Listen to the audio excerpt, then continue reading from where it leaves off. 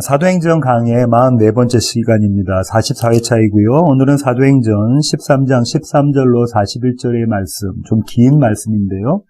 그 말씀을 본문으로 해서 무지라는 제목으로 함께 나누기를 원합니다. 부제목은 그 달려갈 길을 마칠 때에. 우리가 자주 사용하는 말 중에 하나가 있는데 그것은 무식하다라는 이야기죠. 무식하다. 한자어로 바꾸면 무지입니다. 무지. 이 말은 다른 사람들과 싸울 때 상대방에 대해서 헐뜯을 때 주로 등장하죠. 무식하다 이렇게 그런 말 자주 합니다. 그렇죠? 또는 마음속으로 누군가를 평가할 때도 이 단어를 씁니다. 무지하다, 무식하다. 국회의원들, 기자들, 요즘에는 목사들도 종종 듣는 말이 이 무식하다라는 이야기입니다. 요즘은 국정감사가 녹화되어져서 녹화방송으로 다 나오는 그런 시절에 저와 여러분이 살고 있습니다. 국정감사 제대로 잘 못하면 그 국회의원은 무식하다는 소리 듣죠. 또 기자들이 쏟아내는 여러 가지 수많은 기사들 가운데 제대로 된 배경 지식 없이 그냥 얄팍한 수준으로 기사를 작성하다 보면 좀 무식하다는 소리를 듣는 그런 기자들도 있습니다. 또 저와 같은 목사들이 또 목사님들이 설교 단상에서 전문 지식이 없는 부분에 대해서 해당 분야에 대해서 평가를 하거나 아니면 어떤 발언을 하거나 특히 요즘 같은 경우에는 코로나 이 바이러스에 대처하는데 상식적이지 않은 발언을 할 때 무식하다라는 소리를 듣습니다. 이 무지라는 단어를 국어사전에서 찾아보면 다음 국어사전에 이렇게 뜻이 나와져 있는데요. 첫 번째 뜻이 이겁니다. 아는 것이나 지식이 없음. 모른다는 거죠. 아는 게 없다는 거예요. 지식이 없다는 겁니다. 두 번째는 미련하고 어리석음. 미련하고 어리석음. 오늘 설교는 이 무지에 관한 내용입니다. 먼저 지난 시간에 말씀드린 것처럼 지금 오늘 본문은 바울의 선교 여행 중에 1차 선교 여행에 속해져 있습니다. 13절은 그 여행의 선교 여정을 조금 더 보여주는데요. 13절 제가 한번 읽어보겠습니다. 바울과 및 동행하는 사람들이 바보에서 배 타고 밤빌리아에 있는 버가에 이르니 요한은 그들에게서 떠나 예루살렘으로 돌아가고 바보라는 그 곳에서 바보가 섬이잖아요. 구브로 섬이었었잖아요. 구브로 섬의 그 서쪽 편에 있는 항구 도시였는데 거기서부터 버가까지 100길로 한 280km 정도 된다고요.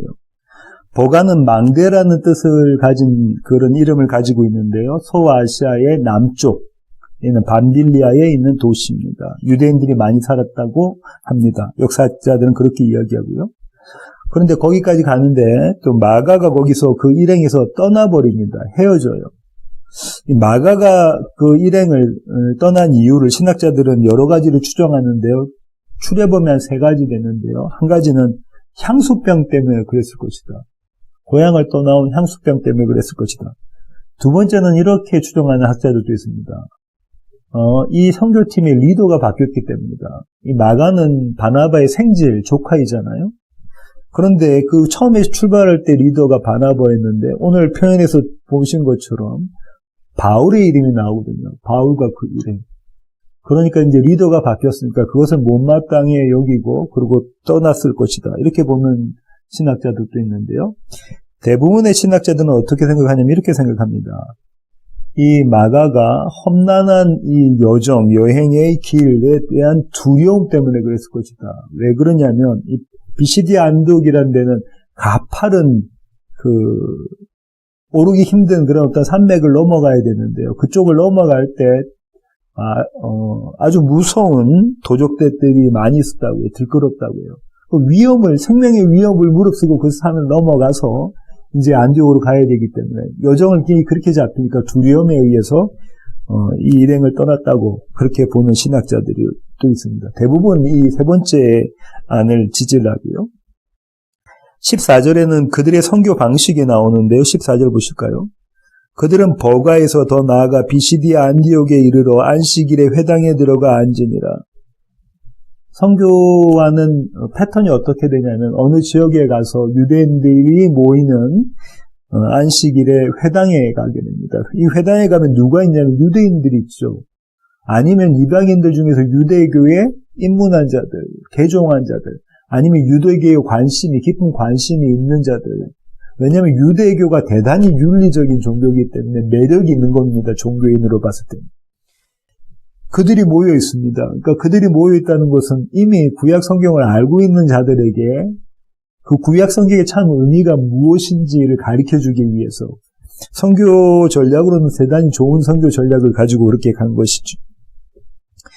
그렇게 안식일 날 안디옥에 있는 비시디아 안디옥에 있는 회당에 들어가니까 또 그 회당에 있는 사람들이 또 이 바울과 바나바에게 말씀에 대한 해석을 요청을 합니다. 15절 보실까요? 율법과 선지자의 글을 읽은 후에 회당장들이 사람을 보내어 물어 이르되 형제들아 만일 백성을 권할 말이 있거든 말하라니. 외부에서 타 지역에서 아주 유명한 인사들이 온 겁니다. 유명한 인사들이니까 그 사람들한테 이 성경 말씀을 좀 해석해 주세요. 우리에게 전할 말씀이 있으니 설교를 좀 해주세요라고 이야기한 것이죠. 바울은 그런 입장이 충분히 되는 사람입니다. 왜냐하면 바울은 랍비라고도 불리는 만한 사람이죠. 그의 스승이 누구라고요? 가말리엘. 당대 최고의 학자였죠. 율법학자. 그 밑에 있었던 제자였습니다. 그리고 바나바는요, 제사장직을 수행할 수 있는 레위 지파 사람이었죠. 그러니까 그들에게 설교 좀 해주세요라고 부탁을 한 거죠. 그 다음부터 이어지는 구절이 오늘 이 에피소드의 주 내용인 바울의 첫 번째 설교입니다. 물론 이전에도 바울은 설교를 했겠죠. 구브로 섬에 있을 때도 설교를 했을 겁니다. 그럼에도 불구하고 오늘 사도행전은 바울의 설교를 처음 기록하고 있어서 우리는 이 설교를 첫 설교라고 부릅니다. 기억나는 첫 설교가 이렇습니다. 오순절날 성령 침례를 받고 성령 강림을 받고 베드로가 그 예루살렘 있는 모든 사람들 앞에서 용기 있게 나서서 복음을 선포하죠. 설교를 합니다. 그것이 베드로의 첫 설교고요. 이제 또 스데반 집사가 또 유대 사람들에게 이스라엘 사람, 예루살렘 사람들에게 복음을 전파하다가 순교를 당하죠. 첫 순교자로 순교를 당합니다. 이번에는 바울의 첫 설교를 누가가 여기서 기록하고 있는데요. 바울의 설교의 주제를 한마디로 이야기하자면 23절에 나와 있는 그 구절입니다. 23절 보실까요? 하나님이 약속하신 대로 이 사람의 후손에서 이스라엘을 위하여 구주를 세우셨으니 곧 예수라. 하나님께서 구원자를, 메시아를, 그리스도를 이스라엘에게 주신다고 하셨는데 그 약속을 성취하셨는데 그 약속이 성취되게 하셨던 그분이 누구냐면 예수시다. 이렇게 설교를 요약해보면 바울의 설교는 이 구절이라고 볼 수가 있습니다. 다시 말하면 하나님은 어떻게 이스라엘의 구주를 세우셔서 당신의 약속을 성취하셨는가를 보여주는 내용이 이 설교의 내용입니다. 바울의 설교는 서론, 본론, 결론 이렇게 나눌 수가 있는데요. 서론은 16절부터 22절까지 그리스도의 오심이 준비되는 시간, 다시 말하면 구약, 성경 39권이고요. 본론은 23절부터 39절까지 그리스도의 오심, 그분의 오심과 그분의 죽으심과 그분의 다시 사심으로 인해 얻어진 구원, 이스라엘의 구원에 대한 이야기를 하고 있고요. 결론은 40절과 41절인데요. 이 복음을 듣는 이들에게 결단할 것을, 예수 그리스도를 너의 구원자로 구주로 믿을 것을 촉구하는 그 촉구로 설교가 결론 내어집니다. 내용은 이렇습니다. 서론을 살펴보면요. 아까 말씀드린 것처럼 16절부터 22절인데요. 제가 한번 읽어보죠. 바울이 일어나 손짓하며 말하되, 이제 일어났어요. 설교를 해달라는 요청을 받고 바울이 일어납니다. 그리고 손짓하고 말합니다. 이렇게 이야기하죠. 이스라엘 사람들과 및 하나님을 경외하는 사람들아 들으라. 이 이스라엘의 백성의 하나님이 우리 조상들을 택하시고 애굽 땅에서 나그네 된 그 백성을 높여 큰 권능으로 인도하여 내사 광야에서 약 40년간 그들의 소행을 참으시고 가나안 땅 7족속을 멸하사 그 땅을 기업으로 주시기까지 약 450년간이라. 그 후에 선지자 사무엘 때까지 사사를 주셨더니 그 후에 그들이 왕을 구하거늘 하나님이 베냐민 지파 사람 기스의 아들 사울을 40년간 주셨다가 패하시고 다윗을 왕으로 세우시고 증언하여 이르시되 내가 이새의 아들 다윗을 만나니 내 마음에 맞는 사람이라 내 뜻을 다 이루리라 하시더니 여기까지가 구약에 있는 내용을 요약한 겁니다. 약속을 주신 시간이라는 거예요. 약속. 조금 전에 우리가 살펴본 것처럼 그 약속은 예수 그리스도시죠. 약속을 주신 시간인데요. 먼저 뭐라고 바울이 이야기하냐면 하나님께서 이스라엘을 택하셨다는 거예요. 네, 그들은 택함 받은 것이 그들의 자랑이었죠. 그렇지 않은가요? 유대 모든 사람 이스라엘의 자랑은 나는 택함 받은 유대인이다라는 이스라엘이다는 거예요. 그런데 바울이 뭐라고 이야기하냐면 착각하지 마. 너희를 택하신 분은 하나님이시라는 거예요. 너희의 어떠함으로 너희에게 원인이 있는 것이 아니라 하나님께서 하나님의 뜻대로 하나님의 작정대로 하나님의 원하심으로 너희를 택했다. 그 원인은 하나님께 있다라고 바울이 지금 이야기하고 있죠. 두 번째는 뭐라고 이야기하냐면 그들을 어디로부터 애굽으로부터 이집트로부터 구원해 내셨다. 구원해 내신 하나님, 이스라엘을 구원해 내신 하나님. 그들은 그 땅에서 무슨 노릇했다고요? 종노릇했다, 나그네 노릇했다. 자유가 없었던 자들에게 자유를 허락하신 분이 하나님이시다라고 이야기하고 있는 겁니다. 신명기 4장 37절 보실까요? 여호와께서 내 조상들을 사랑하신 거로 그 후손인 너를 택하시고 큰 권능으로 친히 인도하여 애굽에서 나오게 하시며 뭐라고요? 너희 조상들을 사랑하셔서 다시 말하면 이스라엘을 사랑하셔서 너희를 애굽으로부터 나오게 하셨다. 하나님의 사랑이라는 거예요. 이스라엘에게 어떤 원인이 있는 게 아니라는 것이죠. 하나님의 사랑이라는 것입니다. 오늘 찾아보지는 않겠지만 출애굽기 6장 6절부터 7절까지가 이 내용을 담고 있습니다. 출애굽기 6장 6절로 7절. 나중에 한번 찾아보시기 바랍니다. 바울은 또 이어서 뭐라고 이야기하고 있냐면요. 이스라엘을 위해서 일하심에 대한 이야기를 하고 있죠. 어디에서요? 광야에서. 바울이 뭐라고 말하면 이렇게 말하잖아요. 그들의 반역에도 불구하고 하나님은 일하셨다라는 거예요. 그죠? 그들의 반역에도 불구하고 그들의 소행을 참으시고 하나님은 일하셨다라는 거예요. 어디서요? 광야에서. 저와 여러분이 이렇게 잘 알고 있는 내용입니다. 그죠?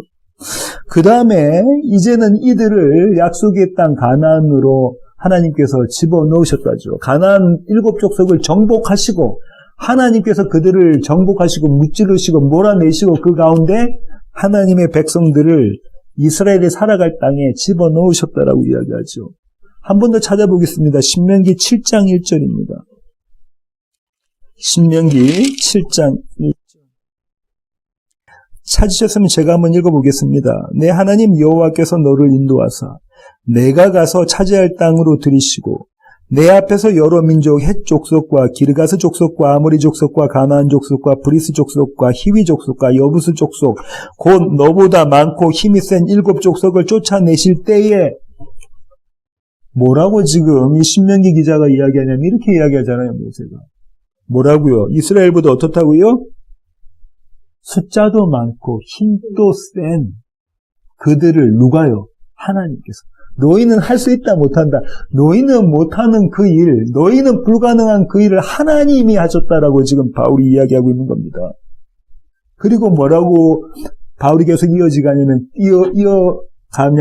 그들에게 누구를 주셨다? 사사를 주셨다라는 거예요. 사사를 주셨다. 그들은 어떤 모습으로 드러났다고요? 사사기의 마지막 장 마지막 구절이 뭡니까? 그때 그들에게 왕이 없어서 그들의 소견에 옳은 대로 그들이 행했다. 그들은 그렇게 반역하고 자기 뜻대로 자기 멋대로 그렇게 살았지만 하나님은 그들에게 무엇 주셨다? 사사를 주셨다. 누구 주셨다? 사사를 주셨다. 그래서 그들을 다스리셨다. 무엇 예표하고 있죠? 참 사사로우시는 예수 그리스도를 예표하고 있습니다. 그 다음에요. 이제 두 왕을 주셨는데 첫 번째 왕이 누굽니까? 사울입니다. 누가 원했죠? 이스라엘이 원했어요. 왜요? 잘생겼거든요. 키도 크거든요. 우리의 눈으로 봤을 때 매력이 있거든요. 힘도 있어 보이거든요. 능력이 있어 보이는 그 사람. 이 사람은 이스라엘 왕으로 적합해. 다른 나라에 견주어서 조금 더 부족함이 없어. 이 정도는 되어야지 하는 사람을 세웠습니다. 그들이 세운 왕 사울. 하나님은 그를 폐하시고 하나님 보시기에 아름다운 흡족하신 왕을 세우십니다. 그의 이름이 다윗이시죠. 다윗에게 이스라엘을 주십니다. 시편 89편 20절부터 24절 한번 보실까요? 시편 89편 20절부터 24절. 찾으셨으면 제가 한번 읽어보겠습니다. 내가 내 종 다윗을 찾아내어 나의 거룩한 기름을 그에게 부었도다. 내 손이 그와 함께 하여 견고하게 하고 내 팔이 그를 힘이 있게 하리로다. 원수가 그에게서 강탈하지 못하며 악한 자가 그를 공고하게 못하리로다. 내가 그의 앞에서 그 대적을 박멸하며 그를 미워하는 자들을 치려니와 나의 성실함과 인자함이 그와 함께 하리니 내 이름으로 말미암아 그의 뿔이 높아지리로다. 주님께서, 여호와 하나님께서 다윗을 찾으실 때 다윗은 어디 있었나요? 이스라엘의 전장에 나가 있었나요? 아니요. 그럴 나이도 안 되고 그 정도 힘도 없던 조그마한 목동이었습니다. 어디였었죠? 양치 긁는 데 있었던 그 자를 하나님께서 당신의 능력과 당신의 힘으로, 여기서 뭐라고 하였냐면 24절에 나의 성실함과 인자함이 그와 함께, 하나님께서 다윗을 그렇게 세워내셨다라고 하는 거죠. 이 다윗은 누구의 모형? 예수 그리스도의 모형입니다. 지금 구약의 역사를 쭉 바울이 언급하고 있는데요. 이 내용은 처음부터 마지막까지 무엇입니까? 이스라엘 너희에게 원인이 있는 거 아니고 하나님께 원인이 있다는 거예요. 너희가 택함을 받는 그 순간부터 왕으로 세운 다윗까지 모든 것은 다 하나님이 하신 일이다. 하나님이 약속하시고 하나님 그 일을 이루어내셨다. 이 이야기를 계속해서 바울이 하고 있죠. 그러면서 지금 계속해서 모형으로 예수 그리스도를 보여주고 계시는 겁니다. 그죠? 23절부터 39절까지가 본론인데요. 23절 보실까요? 아까 읽었던 바울의 설교의 주제 구절입니다. 하나님이 약속하신 대로 이 사람의 후손에서 이스라엘을 위하여 구주를 세우셨으니 곧 예수라. 하나님께서 약속하신 대로 이제 그 약속을 성취하셨는데 이 사람 다윗의 후손으로 누구를 세우셨어요? 예수 그리스도를 세우셨다. 그렇게 예표되었던 사사, 그렇게 예표되었던 이스라엘의 왕, 그 구주가 바로 예수 그리스도시다. 구약 성경 39절에서 구원자 나올 때는 전부 다 여호와 하나님이십니다. 그죠? 이제 무엇이라고 지금 바울이 이야기했냐면 그 여호와 하나님이 예수 그리스도시다 라고 이야기하고 있죠. 그렇게 이야기하고 있는 겁니다. 그분은 곧 하나님이시다. 이스라엘의 구원자시다라는 거죠. 그리고 이스라엘의 주인이시다 이렇게 이야기하고 있습니다. 그러면서 이어지는 24절과 25절에서 그분의 오심을 예언했던, 그 앞에서 나서서 준비했던, 예비했던 한 선지자, 구약의 마지막 선지자이고 신약을 여는 한 선지자를 소개하죠. 그 사람의 이름이 침례 요한입니다. 24절부터 25절. 그가 오시기에 앞서 요한이 먼저 회개의 침례를 이스라엘 모든 백성에게 전파하니라. 요한이 그 달려갈 길을 마칠 때에 말하되 너희가 나를 누구로 생각하느냐? 나는 그리스도가 아니라 내 뒤에 오시는 이가 있으니 나는 그 발에 신발끈을 풀기도 감당하지 못하리라 하였으니. 요한은 그리스도 예수를 뭐 하는 자입니까? 가리키는 자입니다. 요한은 그를 저분이 예수 그리스도시야, 우리의 메시아야, 우리의 왕이야, 우리의 참 사사야, 우리의 구주야 라고 가리키는 자. 요한의 고백이 뭐라고 하냐면 나의 달려갈 길을 마칠 때. 이 구절은 결론에서 다시 한번 살펴보도록 하겠습니다. 그러자 이스라엘이 반응을 하는데요. 어떻게 반응하냐면 26절부터 28절입니다. 형제들아, 아브라함의 후손과 너희 중 하나님을 경외하는 사람들아, 이 구원의 말씀을 우리에게 보내셨거늘, 구약을 통해서, 그리고 구약의 결정판인 침례 요한을 통해서 우리에게 보내셨거늘, 이 구원의 말씀, 복음을 우리에게 보내셨거늘. 27절, 예루살렘에 사는 자들과 그들 관리들이 예수 및 안식일마다 외우는 바 선지자들의 말을 알지 못함으로 예수를 정죄하여 선지자들의 말을 응하게 하였도다. 그들이 어떻게 했다는 거예요? 예수를 믿지 않고 오히려 그분을 정죄했다. 왜 정죄했죠? 신성 모독죄로 정죄하고 사형을 이야기합니다죠? 사형을 이야기하고 있어요. 29절부터 30절까지는 역사의 역설. 다시 하면 아이러니컬한 역사에 대한 이야기를 하고 있는데요. 29절부터 30절입니다. 28절부터 제가 한번 읽어볼까요? 죽일 죄를 하나도 찾지 못하였으나 빌라도에게 죽여달라 하였으니 성경의 글을 가리켜 기록한 말씀을 다 응하게 한 것이라. 나무에서 내려다가 무덤에 두었으나 하나님이 죽은 자 가운데서 그를 살리신지라. 어떤 역설이 있냐면 여기 여러 가지 역설이 겹치는데요. 죽일 죄를 그들이 발견하지 못했으나 그럼 어떻게 했다는 거예요? 죽였다라는 거예요. 죽일 죄를 발견하지 못하면 죽이면 됩니까? 안 됩니까? 죽이면 안 돼요. 근데 죽일 죄를 발견하지 못한 죄 없으신 그분을 그들이 죽였다. 또 뭐라고 하죠?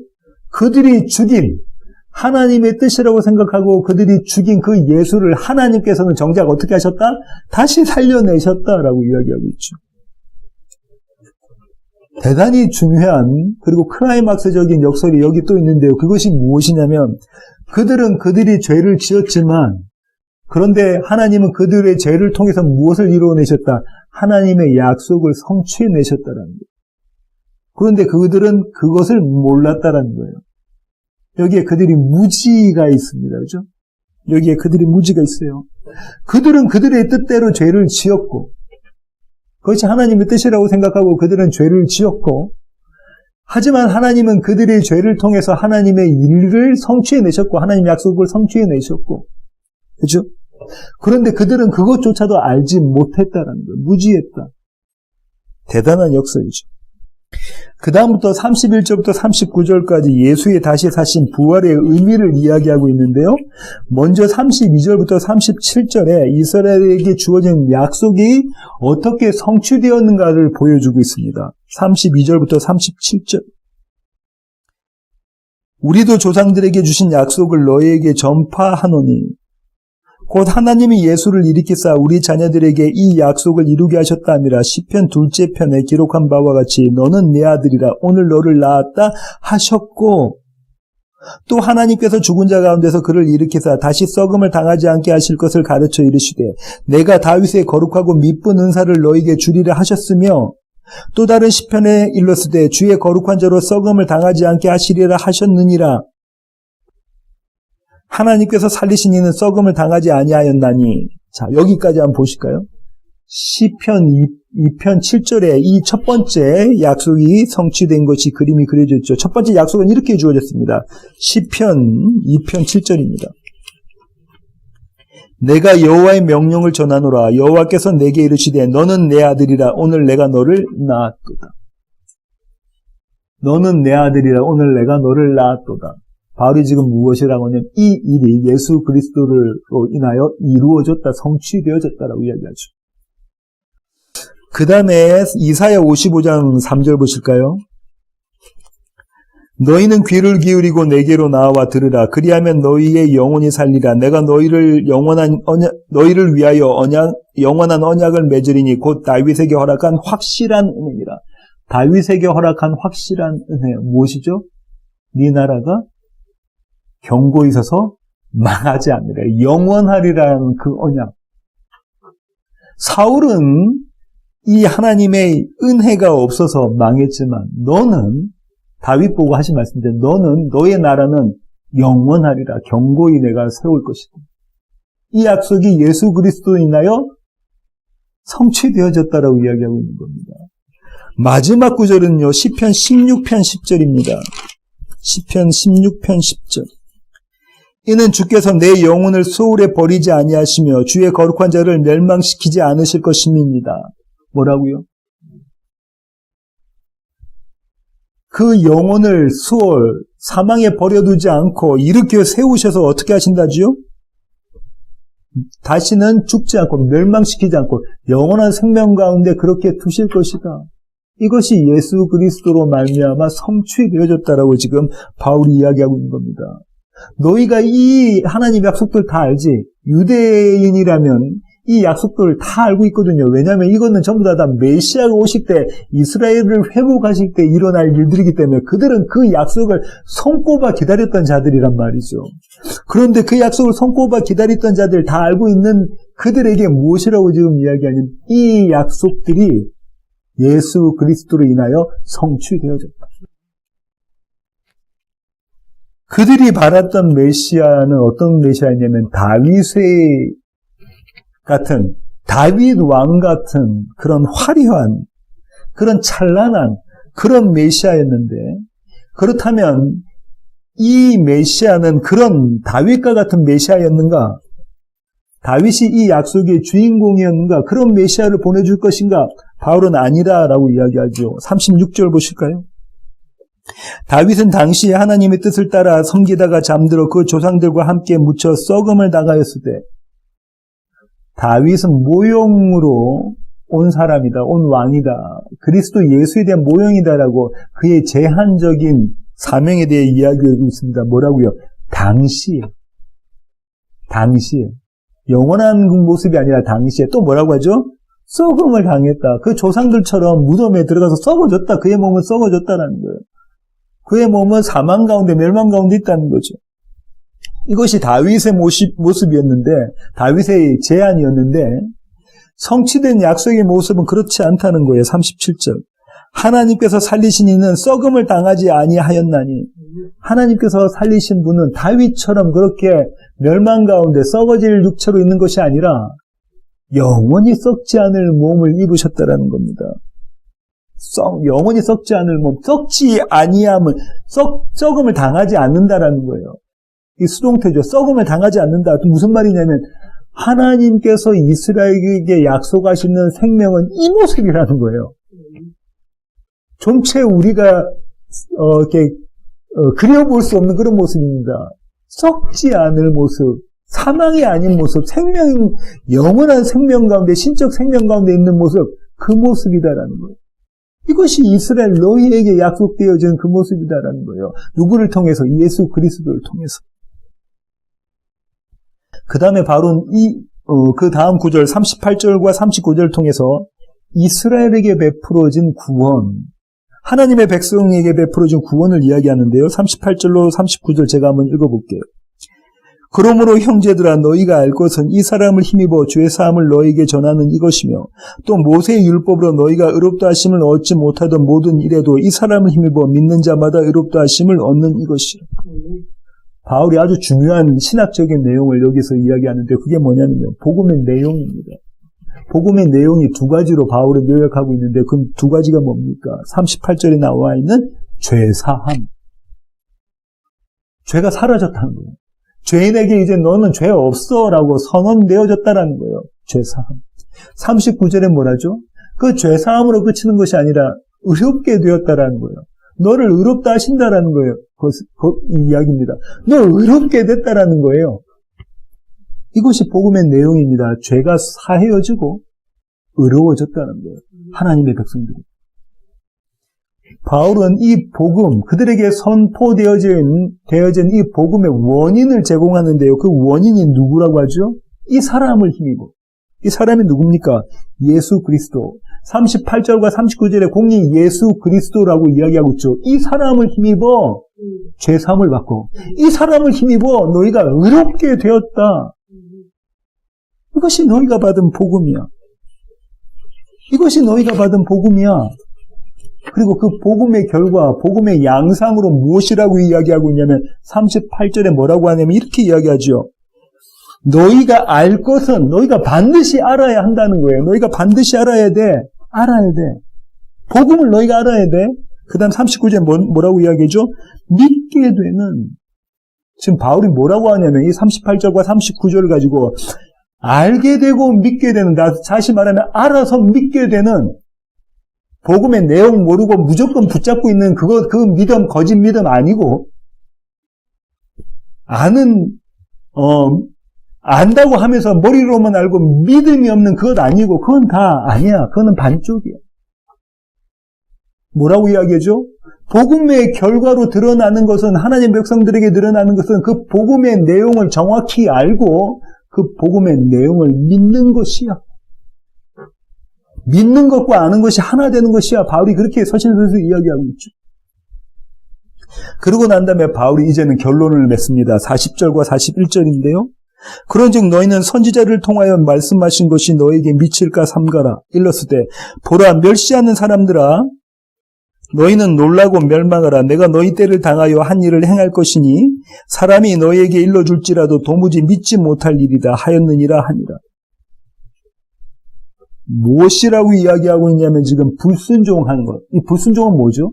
성경에서 말하는 불순종은 뭡니까? 믿지 않는 거예요. 믿지 않는 거. 예수 그리스도를 믿지 않는 것. 그럼 예수 그리스도를 믿지 않는 것에 대한 경고를 알리는데요. 그 경고를 하나님의 말씀이 선지자를 통해서 이렇게 주어졌다. 그 선지자가 하박국 선지자인데요. 이 말씀은 하박국 1장 5절에 나옵니다. 하박국 1장 5절입니다. 찾으셨으면 제가 한번 읽어보겠습니다. 여호와께서 이르시되 너희는 여러 나라를 보고 또 보고 놀라고 또 놀랄지어다. 너희의 생전에 내가 한 가지 일을 행할 것이라. 이 구절을 갖고 왔죠. 바울이. 누가 너에게 말할지라도 너희가 믿지 아니하리라. 너에게 복음이 선포되어져도 너희가 믿지 않는다고요. 유대인들이 믿기 어려운 한 가지 일을 하나님이 하실 텐데 너희들이 믿지 않는다는 거예요. 여기까지가 오늘의 본문의 내용입니다. 오늘 에피소드의 내용이고요. 바울의 첫 설교의 내용인데요. 제가 관심 가진 구절은 그 하박국 계속 펴놓으세요. 제가 관심 가진 구절은 27절입니다. 오늘 본문 사도행전 13장 27절. 예루살렘에 사는 자들과 그들 관리들이 예수와 및 안식일마다 외우는 바 선지자들의 말을 알지 못함으로 예수를 정죄하여 뭐라고 하냐면 안식일마다 외우는 바 선지자들의 말을 그들이 알지 못했다, 무지했다라는 거죠. 여기서 우리 이렇게 한번 생각해 봅시다. 당시 예루살렘 유대인들의 시선에서 그들의 시각에서 한번 예수 그리스도를 나사렛 예수를 한번 보자는 거죠. 그들에게 감정을 이입해서 한번 보자는 겁니다. 그들의 신앙생활의 모습이 어땠냐면 이랬습니다. 그들은 하나님께서 그들에게 주신 모세의 법에 철저히 순종했고요. 선지자들이 한 예언에 따라 신앙생활을 했던 자들입니다. 그죠? 그것도 매우 열심히, 여기서 매우 열심히는 어느 정도 열심히냐면 목숨 걸고 그 신앙생활을 했던 자들이라는 거예요. 물론 그렇지 않은 사람들도 있겠지만 서기관과 바리새인을 비롯한 많은 유대인들은 목숨 걸고 하나님의 말씀을 지켰던 자들입니다. 안식일에는 일하지 말고 그렇게 주님께서 말씀하시니까 그 안식일 지켰던 자들인가요? 걸음걸이까지 세어가면서 안식일을 지켰고 본인만 쉰 것이 아니라 자기 집에 있는 종들도 쉬겠고요. 가축마저도 쉬게 했던 자들입니다. 그죠?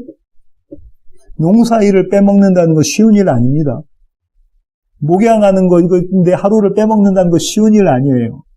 언제 비가 오고 언제 비가 그칠지 모르고 언제 어떤 일을 해야 될지 모르는데 그 농사 중에 하루 안식일, 토요일을 쉰다는 거 그거 쉬운 일이 아니죠. 비즈니스 하시는 분들 잘 아실 겁니다. 매출을 올리기 위해서 주일도 오픈하는 비즈니스 하시는 분들이 얼마나 많아요. 게다가 직원들은 교회단 못 나가게 하시는 분들도 있죠. 그런 크리스찬들 상당수 많습니다. 그리고요, 이 유대인들은 정결 예식에 따라 몸과 마음을 항상 정결하게 단련했던 자들입니다. 그죠? 먹어야 할 음식, 먹지 않아야 할 음식, 가야 될 곳과 가지 말아야 될 곳을 구별했던 자들이에요. 오늘날 크리스찬들은 그런 구별이 사라져서 먹지 말아야 될 것도 잘 먹고요. 가지 말아야 될 것도 잘 가지 않습니까? 그들은 금식과 기도와 그리고 구제로 늘 그들의 생활로 삼았어요. 다시 말하면 오늘 같으면 한 끼 빼먹으면 온몸이 떨리는 우리들 아닙니까? 우리는 잘 사는 것에 목숨 바치고 있는데 그들은 그렇지 않았다는 거예요. 우리는 기도할 때와 대표기도 맡을 때만 기도하고 교회에 나와서 예배 드릴 때만 성경책 폈는데 그들은 그렇지 않았다는 거예요. 우리는 구제와 헌금에 인색해서 작은 양하고 해야 될 일을 다 했다고 그렇게 자랑하고 있는 크리스찬인데 그들은 그렇지 않았다는 거예요. 그럼 오늘날 우리의 모습과 그들의 모습을 비교해보면 누가 더 신앙인답습니까? 누가 더 경건한 자답습니까? 누가 더 하나님의 말씀에 순종하는 자답습니까? 그들은 한마디로 말하면 생명을 바쳐서 하나님의 말씀을 지켰던 자들이라는 거예요. 그렇죠? 그런데 그런 그들에게 도전이 어느 날 닥쳐왔어요. 어느 날 큰 도전이 닥쳐왔는데요. 저 변두리에 있는 갈릴리의 어촌 출신, 갈릴리 바다 잡는 그 어촌이잖아요. 그 어촌 출신의 아버지도 목수였고 자신도 목수였던 나사렛 출신의 예수라는 사람이 어느 날 문득 갑자기 나타나서 거룩하신 하나님의 말씀을 가르칩니다. 거룩이라고는 거리가 먼 그 사람이 거룩하신 하나님의 말씀을 가리켜요. 그의 행동은 추잡하기가 이를 데가 없습니다. 먹고 마시기를 즐겨했고요. 잘 먹고 마셨다는 얘기는 배불리 먹고 취했다는 거죠. 누구랑요? 죄인들과 창녀들과. 상종 못할 세리들과 그랬다는 거예요. 그렇게 한마디로 말하면 흥청망청 그들이 지켜왔던 정결 예식, 거룩이라는 거는 거리가 먼 모습으로 그렇게 살았던 그 자가 하나님의 말씀을 가리킵니다. 게다가 도저히 참을 수 없는 건요. 그가 그 자신을 누구라고 부르냐면 하나님의 아들이라고 부르는 거예요. 메시아, 그리스도. 나는 하나님의 아들, 하나님과 동격이라고 이야기하고 있는 거예요. 그렇게 그 자가 하나님의 이름을 더럽힙니다. 그런 그를 나사렛 출신의 천한 목수 예수를 그대로 내버려 두는 것이 맞습니까? 아니면 그를 잡아 죽이는 것이 맞습니까? 그들의 삶의 입장에서 한번 보자는 거예요. 그들의 시선에서 보자는 거예요. 내가 평생 소중히 지켜왔던 나의 이 신앙을 송두리째 흔들어버리는 그 예수를 그대로 내버려 두는 게 맞습니까? 아니면 잡아 죽이는 게 맞습니까? 여호와 하나님의 이름을 위하여. 그들의 삶이 모조리 부정된다니까요. 저 나사렛 예수 한 사람 때문에. 여러분 같으면 어떻게 하시겠습니까? 여러분의 삶을 송두리째 부정해버리는 그 사람이 나타났어요. 우리가 알고 있는 하나님의 말씀과는 전혀 다른 그 사람이 나타났어요. 자기를 믿으라고 해요. 자기가 하나님이라고 그래요. 그럼 여러분 같으면 어떻게 하시겠어요? 가만히 있을 수 있겠습니까? 그 사람을 잡아 죽여야지. 우리가 혀를 차는 그들은 이렇게 믿음 있고 종교심 있고 열심 있고 하나님을 사랑했던 자들이라니까요.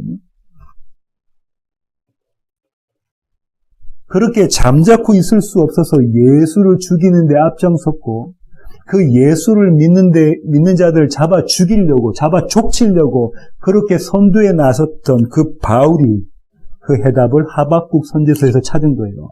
하박국 1장 5절에서요. 하박국 선지서로 다시 돌아가겠습니다. 하박국 1장으로 다시 한번 가볼까요? 하박국 1장 1절부터 4절까지를 보면 이 하박국 선지자가 이 하박국 선지자의 예언 가운데 배경이 되는 그 내용을 싣고 있습니다. 1절 선지자 하박국이 묵시로 받은 경고라고 하죠. 여호와여 내가 부르짖어도 주께서 듣지 아니하시니 어느 때까지이리까. 내가 강포로 말미암아 외쳐도 주께서 구원하지 아니하시나이다. 어찌하여 내게 죄악을 보게 하시며 패역을 눈으로 보게 하시나이까. 겁탈과 강포가 내 앞에 있고 변론과 분쟁이 일어났나이다. 이러므로 율법이 해이하고 정의가 전혀 시행되지 못하오니 이는 악인이 의인을 에워쌌으므로 정의가 굳게 행하여 짐이니이다. 지금 어떻게 지금 이 이스라엘 여호와 하나님께 부르짖냐면 이렇게 부르짖잖아요. 뭐라고 부르짖어요? 하나님 우리가 기도하고 하나님의 이름을 부르고 있는데 왜 대답 안 하십니까? 왜 기도에 응답 안 하십니까? 어떻게 우리를 이대로 내버려 두십니까? 저 나쁜 놈들이 우리를 애워싸서 이렇게 우리를 못 살게 부는데 여호와 이름을 더럽히는데 왜 우리를 그대로 내버려 두십니까? 오늘 바울이 이야기한 설교에 비추어서 이 부분을 보면 이렇습니다. 어떠냐면요. 이스라엘이 예루살렘에 있었던 경건한 자들이 하나님 저 나사렛 예수를 왜 저대로 내버려 두십니까? 왜 하나님의 이름을 더럽히는 그 모습으로 그대로 내버려 두십니까? 제가 하나님이라니요. 뭐라고 이야기하고 있는 겁니까? 하나님 이제 우리가 하나님의 거룩하신 이름을 위해서 저 부정한 자를 잡아 죽여겠습니다.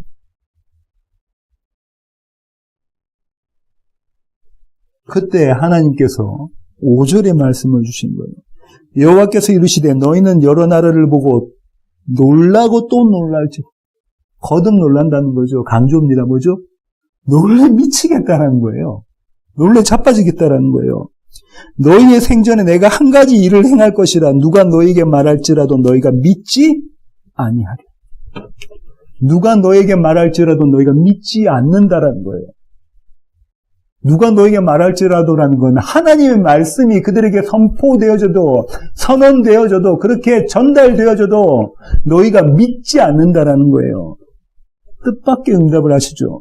그들이 전혀 기대하지 않았던 바라지 않았던 그런 응답을 하십니다. 그들이 이해할 수 없는 방식으로 그들에게 대답하십니다. 이사야 선지자 이렇게 이야기합니다. 이사야 55장 8절로 9절입니다.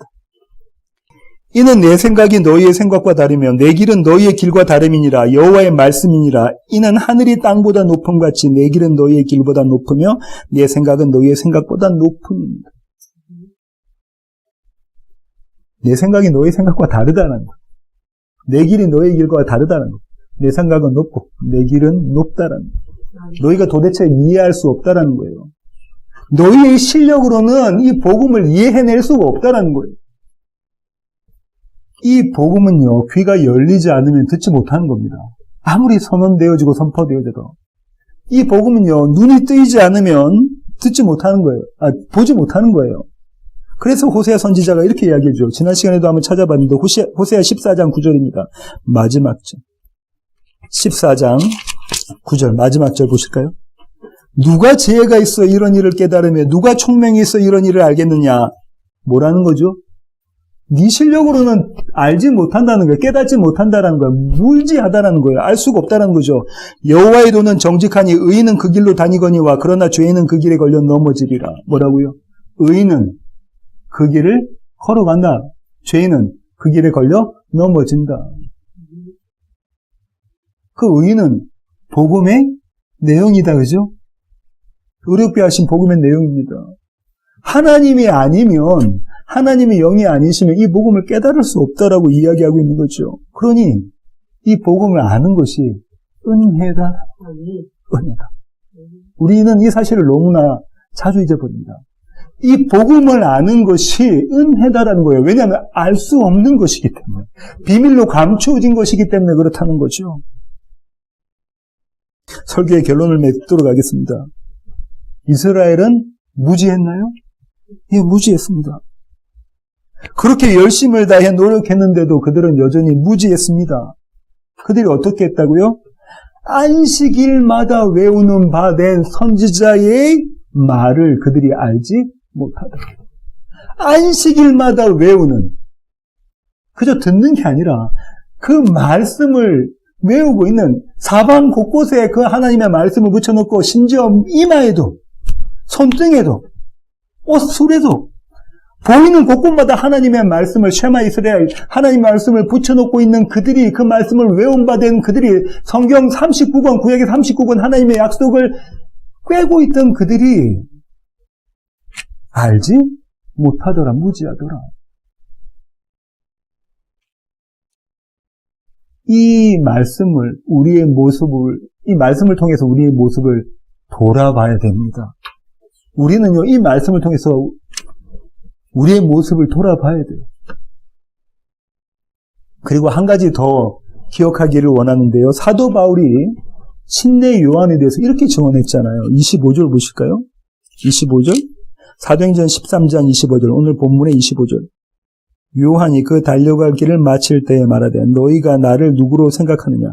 나는 그리스도가 아니라 내 뒤에 오시는 이가 있으니 나는 그 발의 신발끈을 풀기도 감당하지 못하리라 하였습니다. 요한복음에서에서 보면요, 침례 요한이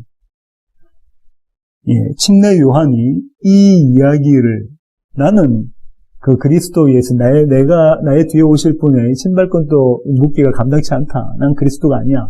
이 얘기를 한 거는 그 침례 요한이 마지막 때가 아니죠. 그죠? 이 얘기를 하고 그 이튿날 주님께서 요단강에 오셔서 침례 받으셨군요. 요한복음 보십시오.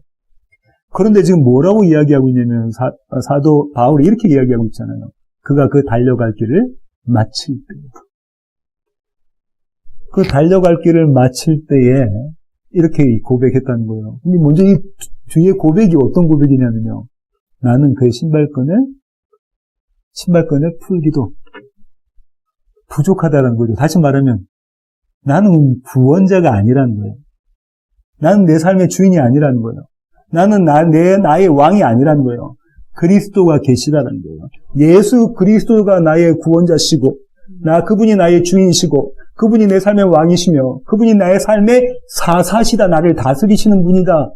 침례 요한이 지금 이 얘기하는 거잖아요. 언제요? 내가 달려갈 길을 마칠 때요. 내가 달려갈 길을 마칠 때에, 오늘 하루의 일을 마칠 그때에, 1년의 모든 우리의 삶을 마칠 그때에, 10년, 20년, 우리의 인생을 마칠 때에, 오직 그분만이 나의 구주시다. 이 고백을 하라고 지금 바울이 우리에게, 교회에게 요청하고 있는 거죠. 매일매일이 나의 달려갈 때를 마칠 때에 예수 그리스도가 내 삶의 구주시다. 이 고백으로 살아가시는 우리 세워지는 교회 모든 교회 가족 되기를 원합니다. 기도하시겠습니다. 주님, 그렇습니다. 하나님, 우리는 무지합니다. 주님이 아니고서는, 하나님의 영이 아니고서는 그 이 복음을 깨달아 알 수가 없습니다. 그런 자들이 우리인데 하나님 우리에게 은혜 베푸셔서 이 복음이 무엇인지를 알게 하시고 하나님의 사랑과 하나님의 은혜의 깊이와 넓이, 그 높이를 깨달아 알게 하시며 날마다 우리의 삶 가운데서 예수 그리스도를 우리의 삶의 구주로 믿고 나가게 하시니 주님 감사합니다.